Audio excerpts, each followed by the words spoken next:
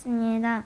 다른 제자들이 그에게 이르되 우리가 주를 보았노라 하니 도마가 이르되 내가 그의 손을 못자국을 보며 내 손가락을 그 못자국에 넣으며 내 손을 그 옆구리에 넣어보지 않고는 믿지 아니하. 본문에 보면은 이제 도마 이야기가 나오죠. 도마 이야기.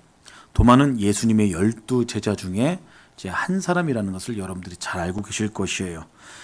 그런데 오늘 본문의 이 도마의 모습이 어떻게 보면 참 이상합니다. 근데 이 도마의 모습을 보면 우리들의 모습일 수도 있다라는 것이에요. 그래서 우리 이 말씀을 들으면서 우리 본문 말씀을 보면서 오늘 도마를 한번 깊이 들여다보시길 바랍니다.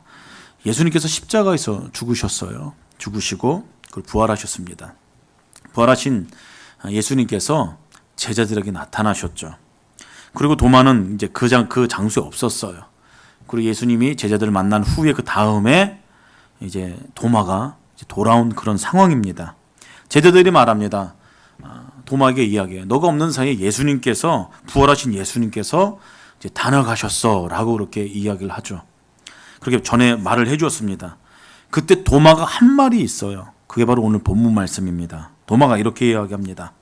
도마가 이르되 내가 그의 손에 못자국을 보며 내 손가락을 그 못자국에 넣으며 내 손을 그 옆구리에 넣어보지 않고는 믿지 않겠다라고 도마가 지금 그렇게 이야기했다라는 것입니다. 100% 부정이에요. 100% 부정. 아니 그 이상입니다. 200% 부정하는 것이에요. 누구를요? 예수님의 부활하심을. 지금 예수님을 부정하고 있다라는 것이에요. 여러분 여기서 우리는 이 시점에서 그렇다면 믿음이란 무엇인가? 여러분 이런 질문을 해야 된다라는 것입니다. 과연 믿음이란 무엇인가?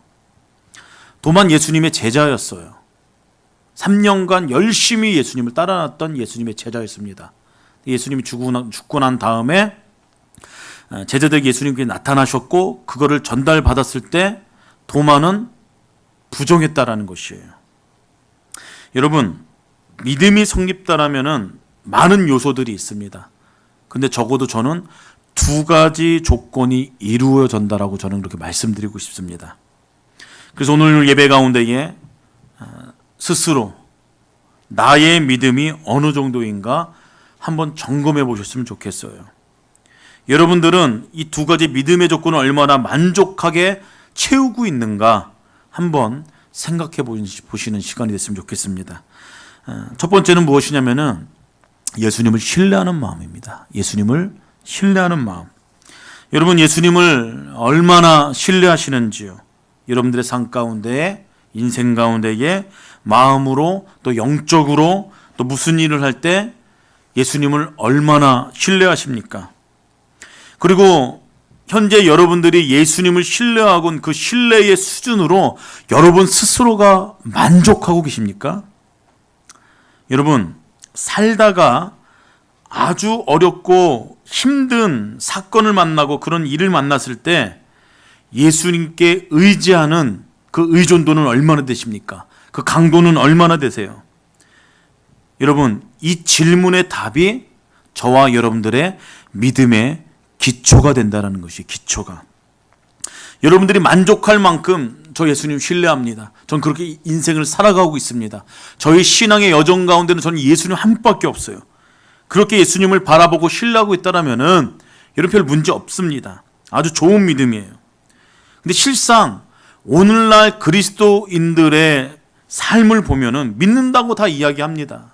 신뢰한다고 이야기를 해요. 그런데 사실상 뚜껑을 열어보면은 불신하고 있는 모습들을 볼 수가 있다라는 것이에요. 그런 경우가 참 많다라는 것이에요. 말로는 예수님을 믿어요. 전 예수님을 신뢰합니다라고 얘기하면서 삶의 내용들을 살펴보면은 그러지 못한 모습을 볼 때가 때때로 있다라는 것입니다.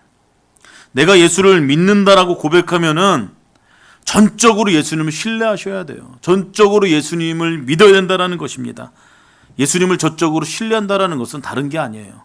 예수님의 뜻과 예수님의 그 가르침과 예수님께서 말씀을 통한 하는 약속 그 모든 것을 신뢰하고 믿는 것입니다. 예수님께서 성경을 통해서 모든 것을 다 말씀하셨어요. 그래서 하나님의 말씀인 성경을 모두 다 수용하고 내 것으로 받아들여야 된다는 것이에요. 그것을 소화할 수 있어야 된다는 것입니다. 여러분들은 예수님을 얼마나 신뢰하십니까? 다른 말로 예수님께서 하신 말씀들을 얼마나 수용하고 계십니까? 여러분, 그렇다면은 믿음이 있는 사람이라면은 예수님을 정말로 신뢰하고 있는 사람들이라면은 살다가 실패했어도 아픔이 주어져도 그것을 주님 뜻으로 받아들일 수 있어야 된다는 것이에요. 그렇지 않습니까? 그래야 그것이 믿음이라는 것이 믿음. 여러분, 기도의 응답에는 대체로 세 가지 방법이 있다고요. 하나는 예스입니다. 하나님께서 우리가 뭔가를 이제 요청했을 때 하나님께서 응답해 줄 수가 있어요. 우리 마음 가운데 감동을 주십니다. 그래, 내가 허락할게. 그리고 실제로 우리 인생 가운데 우리 기도 제목이 성취될 때가 있습니다. 그 예스예요. 그리고 하나님께서 명확하게 그거 아니야, 노라고 이야기할 때도 있습니다. 그리고 응답이 없을 때가 있어요. 기도할 때는 응답이 없습니다. 그럴 때는 어떻게 해야 돼요? 하나님의 또 다른 방법이 있는 것이에요. 하나님이 뜻이 아닌 줄 알고 우리가 기꺼이 우리 의지와 우리 어땀을 꺾을 줄도 알아야 된다는 것입니다. 포기할 줄 알아야 된다는 것이에요. 그래야 그것이 믿음 있는 사람이 가지고 있는 건강한 태도라는 것이에요. 여러분, 도마를 보십시오. 도마가 처음부터 믿음이 없었던 것 아닙니다. 도마는 예수님으로부터 제자로 부름받을 정도의 사람이었습니다. 꽤 괜찮은 사람이라는 것이에요. 3년 동안 예수님을 정말로 잘 따랐던 사람이에요. 근데 별 문제 없이 쭉 왔어요.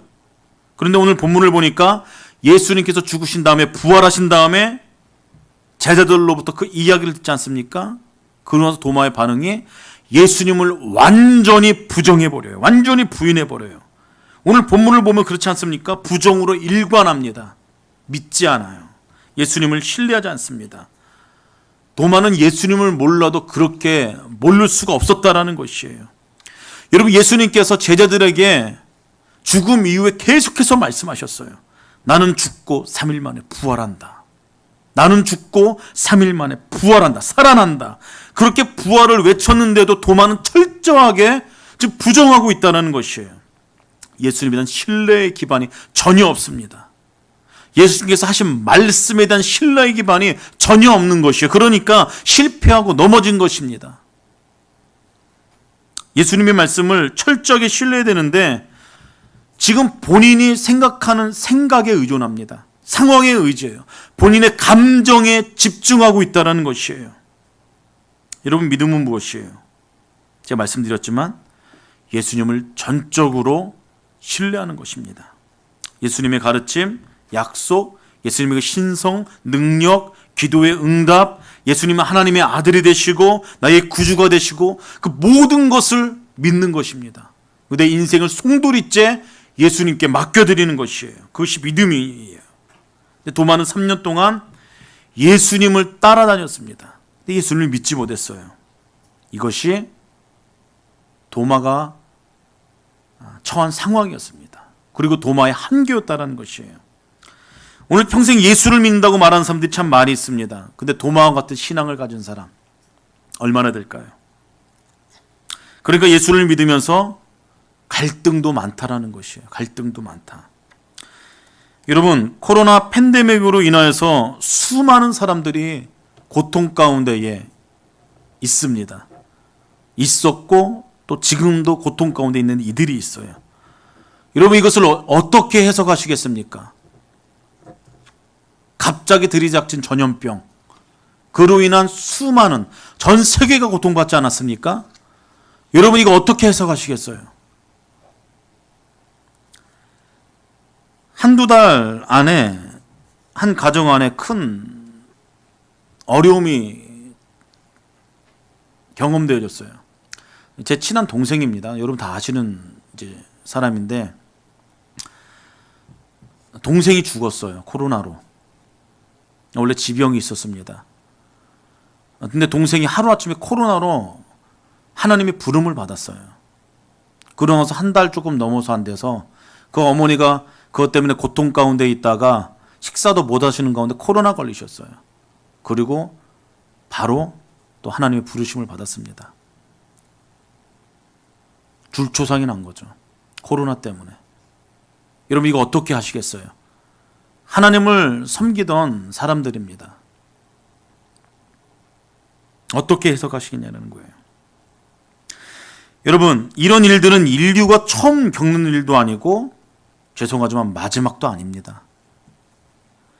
1665년 영국 런던에 전염병이 돌아 인구의 3분의 1의 목숨을 빼앗아간 일이 있었어요. 3분의 1이나 3분의 1. 3명 중에 1명이 전염병으로 죽었다라는 것이에요. 지금으로 따지면 우리 주변에 있는 내가 알고 있는 나랑 가까운 사람, 그런 사람이 전부 다 죽었다라는 거예요. 웬만한 사람들은. 끔찍한 일이죠. 여러분 이건 어떻게 해석하시겠어요? 이때 신실하게 믿음을 지킨 사람들이 있다라는 것이에요. 그 상황에서 신실하게 믿음을 지키면서 신비로운 하나님의 섭리라는 책을 쓴 사람이 있습니다. 그 사람이 존 플라베라는 사람이에요. 그 상황 가운데에 신비한 하나님의 섭리를 인정하면서 책을 썼다라는 것이에요. 여러분, 하나님의 섭리를 인정하는 것, 그 예수님을 신뢰하는 것입니다. 그분을 인정하는 것이에요. 우리는 하나님의 섭리 안에서 우리가 구하는 것들이 있어요. 안전을 구합니다. 그렇죠? 저도 그것을 구합니다. 평안을 구합니다. 저도 날마다 기도합니다.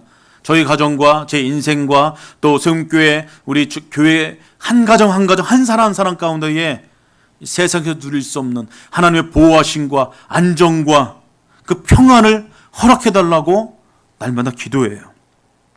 하지만은 모든 것을 우리가 다 이해할 수는 없다라는 것입니다.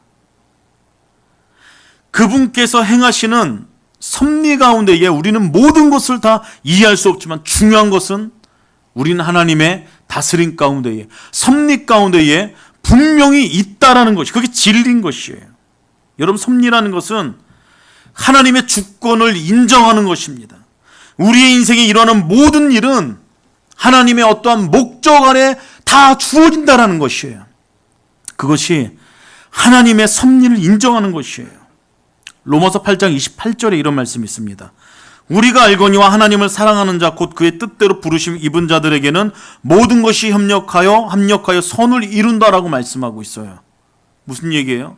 하나님 계획 밖에는 어떠한 일도 우리에게 일어날 수 없다라는 것입니다.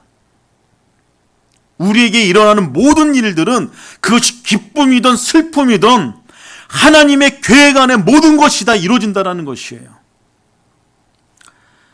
벌코프라는 조직 신학자가 있어요. 신학교 가면은 이제 교과서처럼 이제 배우는 이제 조직 신학 책이 있습니다. 그 책을 지은 벌코프라는 사람이 있어요. 그 벌코프라는 조직 신학자가 이 하나님의 섭리의 핵심 3가지를 이야기했어요. 첫 번째가 이겁니다. 하나님께서 모든 것을 보존하신다라는 것이에요. 두 번째는 하나님께서는 모든 것을 운영하시는 운영자라는 것입니다. 세 번째는 하나님께서 모든 것을 그 정해진 결말까지 인도하신다라는 것이에요. 그것을 하나님의 섭리를 인정하는 사람들이 고백하고 인정해야 될 것이라는 것이죠. 여러분 성경에서 이것에 대한 훌륭한 예가 있습니다. 예가 있어요. 그것이 무엇이냐면 다른 것이 아니라 예수님의 죽음이십니다. 죽으심. 예수님을 따르던 사람들에게 예수님의 죽음은 굉장히 충격적인 사건일 것입니다. 충격적인 일이었어요. 여러분 그러나 보십시오. 큰 그림 안에서 보면은 이 일들은 하나님의 주권 안에 섭리 안에 하나님의 뜻대로 진행되어진 일이라는 것입니다. 하나님의 확정적인 계획이었다라는 것이에요. 하나님께서 미리 아셨고 하나님의 목적 안에 예수님의 죽음은 차근차근히 진행되었다라는 것입니다. 하나님의 목적과 섭리가 있기 때문에 뜻이 있었기 때문에 그 일이 진행되었다라는 것이에요. 구약 성경을 봐도 하나님의 섭리와 하나님의 약속이 충돌될 때가 있습니다. 그래서 갈등을 이길 때가 있어요. 그래서 시편을 보면은 그런 내용들이 있어요. 하나님께서 우리에게 축복을 약속하셨는데 왜 우리에게 축복하지 않는 겁니까? 그런 질문을 하는 것을 보게 됩니다. 근데 이때 하나님의 자녀들을 축복하고 변화시키는 방식은 인간의 생각과 방법과는 완전히 다르다라는 답을 얻게 된다는 것이에요. 하나님의 방식은 우리들의 생각과 방식을 뛰어넘습니다. 더 높아요. 그래서 하나님께서는 하나님의 섭리 안에서 다양한 방식으로 일하신다라는 것을 이해하는 것이, 그것을 믿는다라는 것이 굉장히 중요하다라는 것이에요. 여러분, 요셉을 보십시오. 요셉의 인생에 대해서는 여러분 너무나 잘 아실 것입니다. 말도 안 되는 일을 겪어요. 형들로부터 버림받습니다. 그러면서 고생하지 않습니까? 고생하다가 나중에 총리가 되어서 형제들을 만납니다. 그때 했던 고백이 있어요. 창세기 50장 20절 말씀입니다. 당신들은 나를 해하려 하였으나 하나님께서 그것을 선으로 바꾸사 오늘과 같이 많은 백성들의 생명을 구원하게 하려 하셨나니 라고 그렇게 하나님의 섭리에 대해서 이해했다는 것이에요. 여러분 보십시오. 여러분들을 괴롭힌 형제, 자매가 있다고 생각해 보십시오. 그것도 아주 끔찍한 방법으로요. 주변에 그런 사람들이 있다고 한번 생각해 보십시오. 그렇기 때문에 그 일 때문에 여러분 수년간 수십 년간 고통당하고 있다고 한번 여러분 생각해 보십시오. 여러분 이거 어떻게 바라보시겠습니까? 요셉이 그런 상황이었다라는 것이에요. 그런 상황.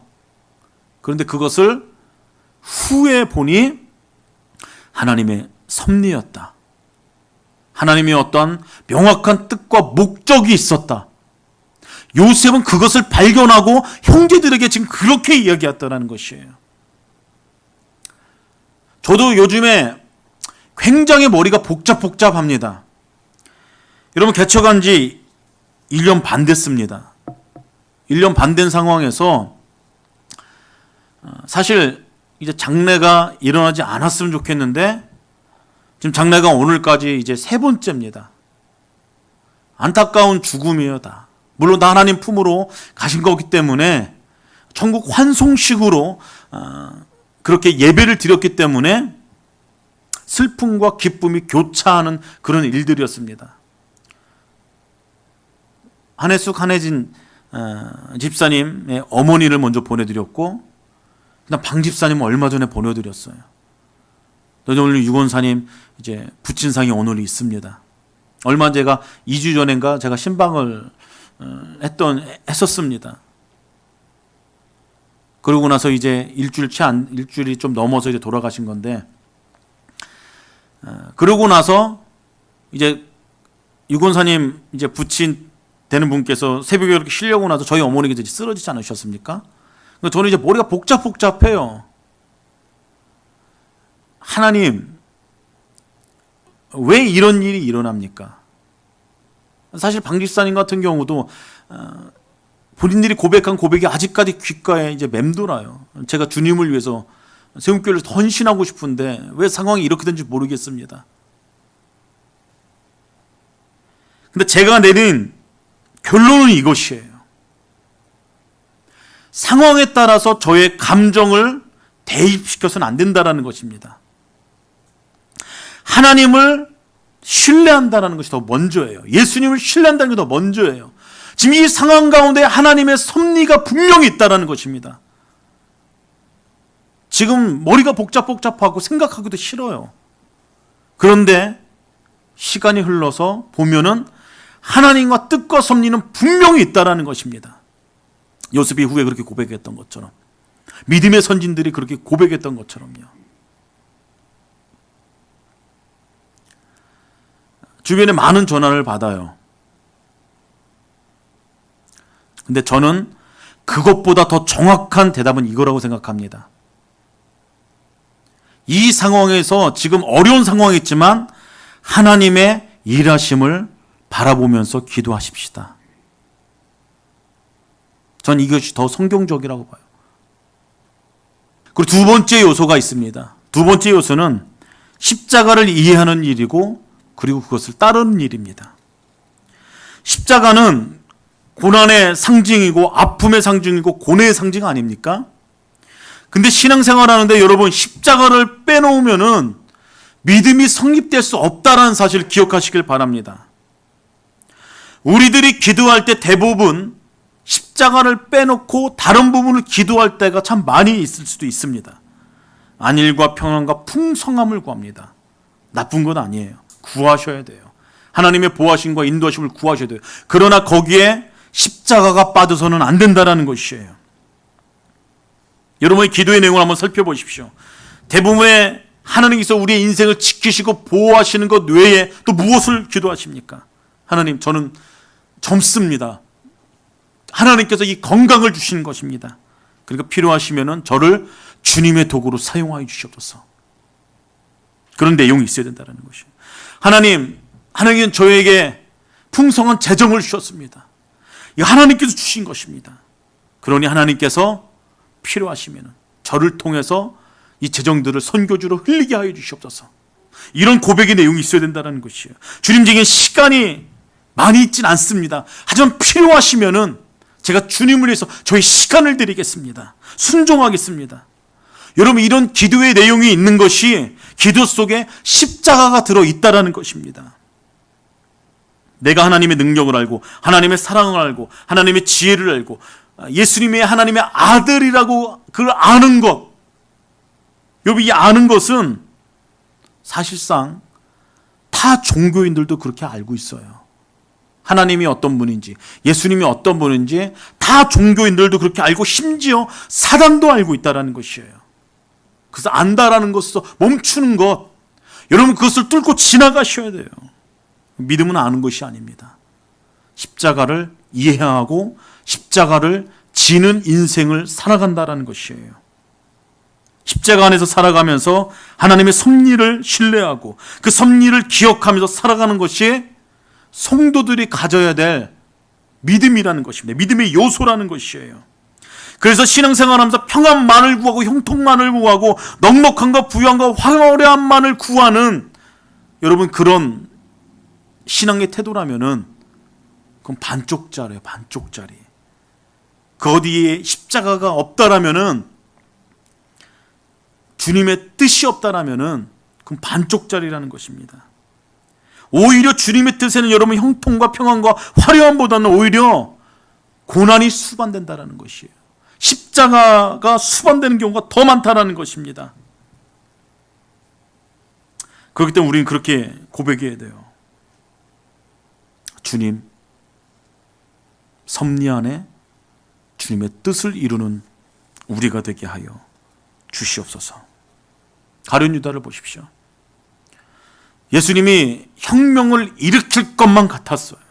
기회를 자꾸 놓치지 않습니까? 하는 말씀이 맨날 다 죽는다, 그런 소리만 하세요. 마음이 참 어떻겠어요. 가룟 유다가 부글부글 끓겠죠. 홧김에 예수님을 팔아버립니다. 예수님을 3년간 따라다녔어요. 그 믿음입니까? 믿음 아니에요. 유대인들은 어제는 예수님을 열렬하게 환호했습니다. 왜 환호했습니까? 예수님께서 혁명을 일으키실 것만 같았어요. 뭔가 기대하고 해도 되겠다, 호산나를 외치면서 예수님을 열렬히 환영했습니다. 시간에도 보니까 그 능력이 많던 예수님이 무기력하게 십자가에 매달릴 상황으로 지금 처해 있습니다. 그때 군중들이, 유대인들이 했던 것이 무엇이에요? 고래고래 소리 질러요. 예수를 못 박아라, 예수를 못 박아라, 십자가에 못 박아 죽여라. 그거 믿음 아니라는 것입니다. 사람들은 모두 십자가 없는 메시아를 기대했다라는 것이에요. 자신의 욕구를, 필요를 채워줄 메시아를 기대를 했다라는 것입니다. 십자가 없는 신앙은 여러분 믿음이 아닌 것이에요. 우리들의 신앙 속에, 기도 속에, 장래의 희망 속에, 신앙인의 삶의 내용 속에 분명히 있어야 되는 것은 십자가가 있어야 돼요. 십자가가. 여러분, 무엇 때문에 예수님을 섬기십니까? 무엇 때문에 예수님을 따라다니십니까? 오늘 두 가지 기억하셨으면 좋겠어요. 하나님의 섭리를 인정하십시오. 하나님을 전적으로 신뢰하십시오. 예수 그리스도를 전적으로 신뢰하십시오. 그리고 여러분들의 신앙의 내용 가운데, 삶의 내용 가운데에 십자가가 깊숙이 자리 잡았으면 좋겠습니다. 이것이 믿음의 두 가지 중요한 요소인 것이에요. 이 두 가지 요소를 부여잡고 한 주간도 승리하는 세움교회 여러분들이 다 되기를 예수 그리스도의 이름으로 축복합니다.